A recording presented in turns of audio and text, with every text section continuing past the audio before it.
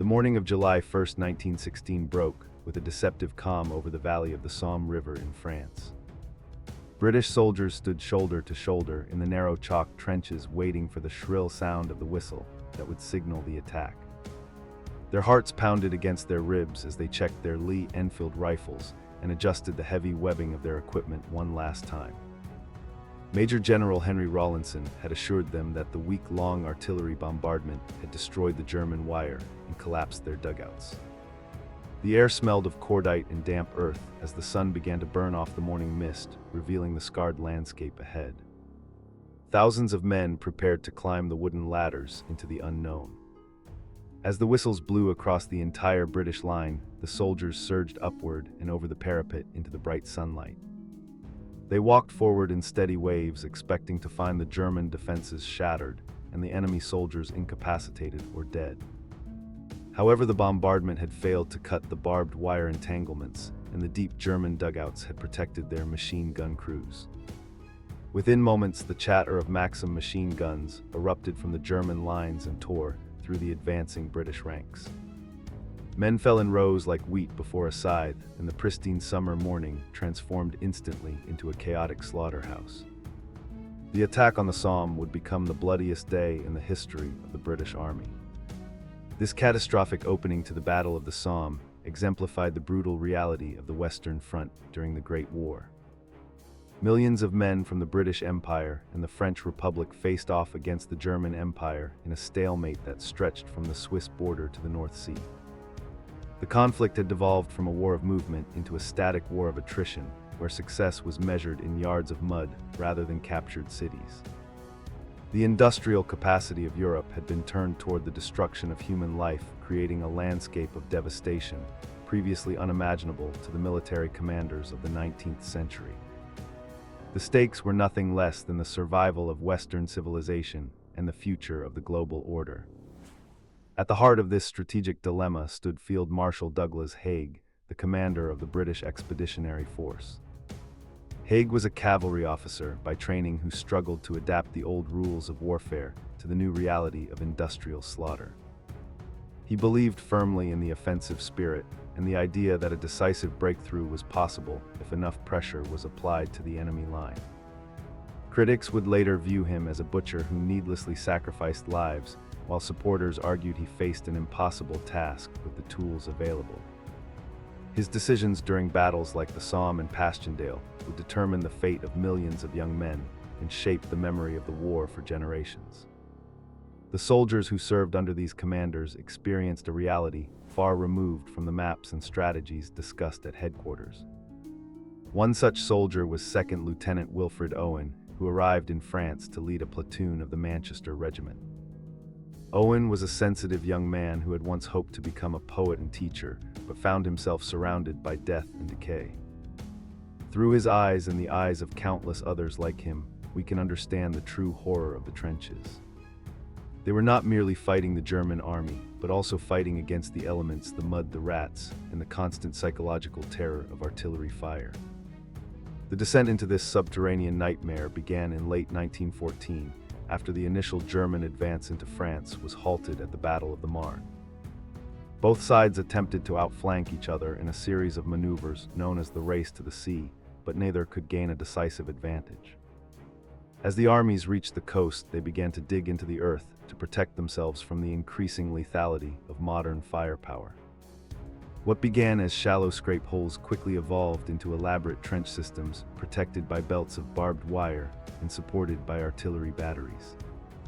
The war of movement had ended, and the long stalemate of the trenches had begun. A typical trench system was not a single line, but a complex network of defensive positions designed to absorb an enemy attack. The front-line trench faced the enemy across a desolate strip of ground known as no man's land. Behind this lay the support trench, and further back was the reserve trench where troops could rest before rotating to the front. These lines were connected by communication trenches that allowed men and supplies to move between them without being exposed to enemy fire. The entire system was zigzagged to prevent an enemy from firing down a long section of trench if they managed to break through the defenses. Life in these trenches was a monotonous routine of boredom, punctuated by moments of sheer terror. Soldiers spent their days repairing sandbag walls, draining water from the bottom of the trench, and cleaning their weapons. Sleep was snatched in short bursts during the day while the nights were spent on sentry duty or repairing barbed wire in no man's land. The soldiers lived in constant proximity to death with the bodies of fallen comrades, often buried just behind the trench walls or sometimes forming part of the trench structure itself. The smell of decomposition mixed with the odor of unwashed bodies and chloride of lime permeated everything. The physical environment of the Western Front was often as deadly as the enemy weaponry. The water table in Flanders was high, and the constant shelling destroyed the natural drainage systems of the land. This turned the battlefields into vast swamps of sticky mud that could swallow a man whole if he slipped off the duckboards. Trench foot became a common ailment caused by standing in cold water for days on end, leading to gangrene and amputation. Rats grew to the size of cats by feeding on the corpses, and lice infested the clothing of every soldier, causing a disease known as trench fever. The misery of the daily existence wore down the morale of even the toughest men. Artillery was the dominant weapon of the war and the primary cause of casualties on the Western Front. Giant guns located miles behind the lines could fire shells weighing over a ton that obliterated entire sections of a trench. The constant barrage created a psychological condition, initially known as shell shock, where soldiers would lose control of their bodily functions and become unresponsive or hysterical. Men who had shown immense bravery would suddenly break down under the relentless pounding, unable to process the trauma any longer. The sound of the shells screaming overhead became the soundtrack of their lives, haunting their dreams long after they left the front. In an attempt to break the deadlock, both sides turned to new and terrifying technologies. On April 22, 1915, near the Belgian town of Ypres, the German army released a cloud of chlorine gas toward the Allied lines. The heavy green gas drifted across no man's land and poured into the trenches, choking the French colonial troops who held the position. This introduced the horror of chemical warfare to the conflict, forcing soldiers to carry gas masks at all times. The panic of a gas attack was unique, as men fumbled to put on their protective hoods while their lungs burned and their eyes watered blindly. The machine gun was the defensive king of the battlefield and the primary reason for the stalemate. The German MG-08 and the British Vickers gun could fire hundreds of rounds per minute, creating a wall of light that no infantry charge could penetrate. These weapons were positioned in hardened concrete pillboxes or concealed nests that covered every approach across no man's land. A single machine gun team could hold up an entire battalion and inflict hundreds of casualties in a matter of minutes. The tactical problem of the war became how to suppress these guns long enough for the infantry to cross the open ground. The tank was the British answer to the dominance of the machine gun and the barbed wire. First introduced at the Battle of the Flers-Courcelette in September 1916, these steel monsters were designed to crush wire and cross trenches. Early tanks like the Mark I were slow and mechanically unreliable, often breaking down before they reached the enemy lines. However, they terrified the German infantry, who had no immediate weapon to counter them. While the early tanks did not win the war on their own, they represented the beginning of mechanized warfare that would dominate the conflicts of the future. Aviation also evolved rapidly during the war, transforming from simple reconnaissance to deadly aerial combat. Early pilots flew flimsy canvas and wood biplanes over the trenches to photograph enemy positions and direct artillery fire. Soon they began to arm themselves with pistols and eventually synchronized machine guns that could fire through the propeller arc. Aces like the Red Baron Manfred von Richthofen became celebrities, and their duels in the sky offered a romanticized contrast to the squalor of the mud below. However, the life expectancy of a new pilot on the Western Front was measured in mere weeks. The year 1916 saw two of the most devastating battles of the entire war, starting with the German offensive at Verdun. General Erich von Falkenhayn planned to bleed the French army white by attacking a fortress city that France would defend to the last man. The Battle of Verdun lasted for 10 months and resulted in over 700,000 casualties combined. The landscape around the forts was pulverized by millions of artillery shells, leaving a lunar wasteland that is still scarred today. The French motto, "They shall not pass," became a symbol of national resistance, but the cost was the destruction of a generation. To relieve the pressure on Verdun, the British launched their offensive at the Somme in July 1916. We have already seen the disaster of the first day, but the battle dragged on for 4 more months of grinding attrition.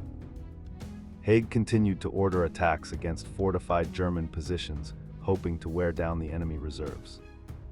By the time the battle ended in November, the Allies had advanced only a few miles at the cost of over 1 million total casualties. The Somme became a byword for futile slaughter and raised serious questions about the competence of the military leadership. The following year brought the nightmare of Passchendaele, also known as the Third Battle of Ypres. Haig launched this offensive in late 1917 with the goal of breaking through to the Belgian coast. However, unseasonably heavy rains turned the battlefield into a quagmire of deep liquid mud. Soldiers drowned in the slime and wounded men sank out of sight before stretcher bearers could reach them. The attack achieved little strategic value and cost the British Empire hundreds of thousands of men for a few miles of worthless swamp. Passchendaele remains the ultimate symbol of the horror and futility of trench warfare. While the soldiers suffered on the front lines, the civilians back home were mobilized for total war. Women entered the workforce in unprecedented numbers, filling the jobs left behind by men in munitions factories and on farms. The governments of Europe imposed strict rationing and used propaganda to maintain public support for the war effort. The entire economy of the continent was redirected toward the production of shells, guns, and uniforms. The distinction between soldier and civilian began to blur as cities were bombed by zeppelins and merchant ships were sunk by submarines. The entry of the United States into the war in April 1917 shifted the balance of power.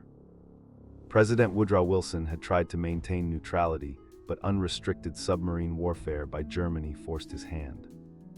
The arrival of the American Expeditionary Force under General John Pershing brought millions of fresh troops and vast industrial resources to the exhausted Allied cause. Although it took time for the Americans to arrive in force, their presence boosted Allied morale and convinced the German leadership that they could not win a war of attrition indefinitely. In a final desperate gamble, the German army launched the Spring Offensive in March 1918. Utilizing new stormtrooper tactics that bypassed strong points and focused on speed, the Germans broke the stalemate and advanced deep into Allied territory. For a few weeks it seemed that Germany might win the war before the Americans arrived in full strength. However, the offensive outran its supply lines and the exhausted German troops began to falter. The Allies launched a counterattack known as the 100 Days Offensive, which relentlessly pushed the German army back toward their own border. The German High Command eventually realized that military defeat was inevitable and domestic unrest was spreading across Germany. Sailors mutinied in the ports and starvation caused by the British naval blockade led to riots in the cities. Kaiser Wilhelm II was forced to abdicate the throne and a new republic was declared. On the 11th hour of the 11th day of the 11th month of 1918, the guns finally fell silent across the Western Front. The armistice had been signed, and the Great War was over, leaving Europe changed forever. The immediate aftermath of the war was a mixture of relief and profound grief. Soldiers climbed out of their trenches and walked into no man's land to meet their former enemies in a stunned silence. The landscape around them was utterly destroyed, with entire villages wiped off the map and forests reduced to splintered stumps. The task of burying the dead and clearing the unexploded ordnance would take decades and continues even to this day. The iron harvest of shells that rise to the surface of French and Belgian fields every year serves as a persistent reminder of the conflict. The human cost of the trench warfare was staggering and difficult to comprehend. The British Empire lost over 900,000 men, while France lost nearly 1.4 million. Germany suffered over 2 million military deaths, and Russia lost nearly 2 million as well.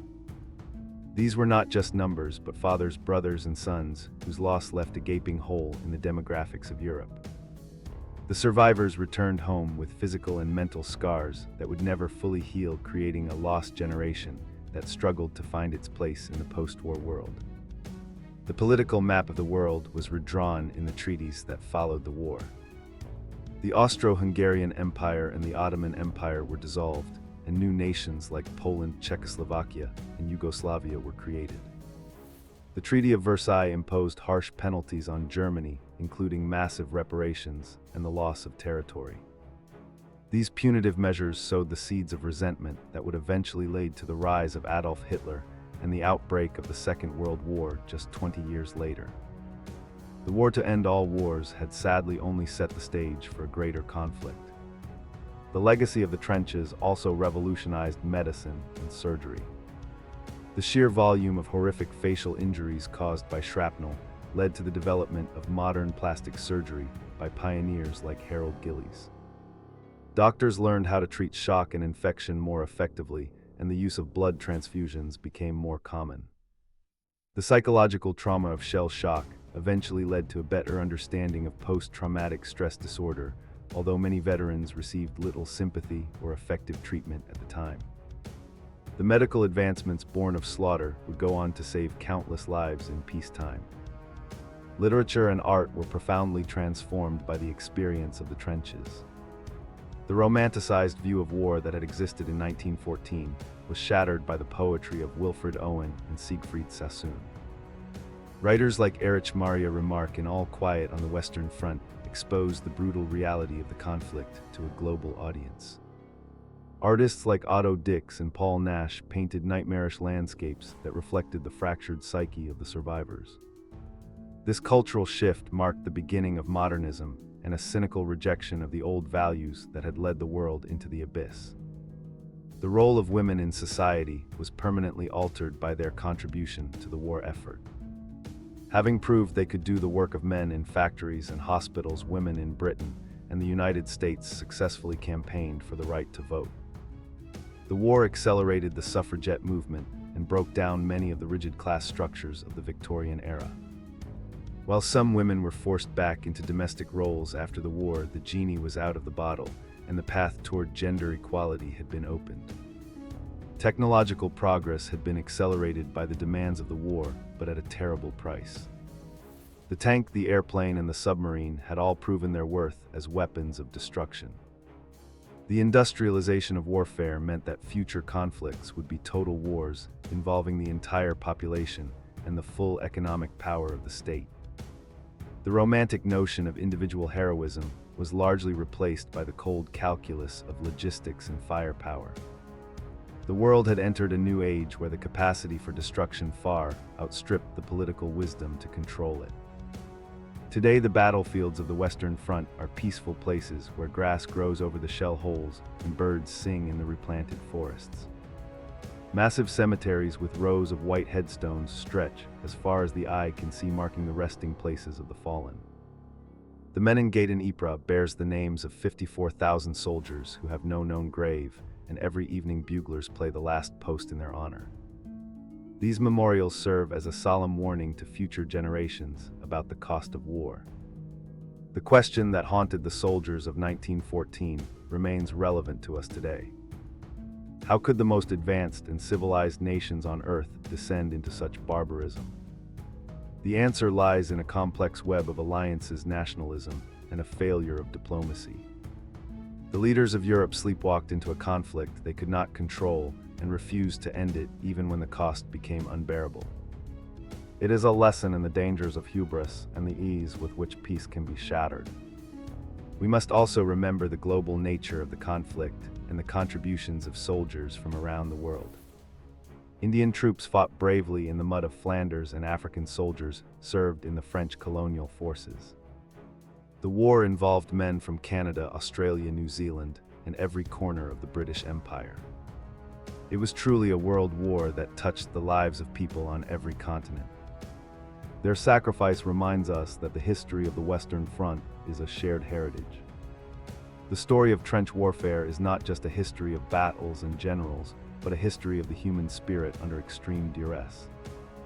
It is the story of the humor and camaraderie that soldiers found in the darkest moments. It is the story of the Christmas truce of 1914, when enemies laid down their weapons to play soccer and exchange gifts in no man's land.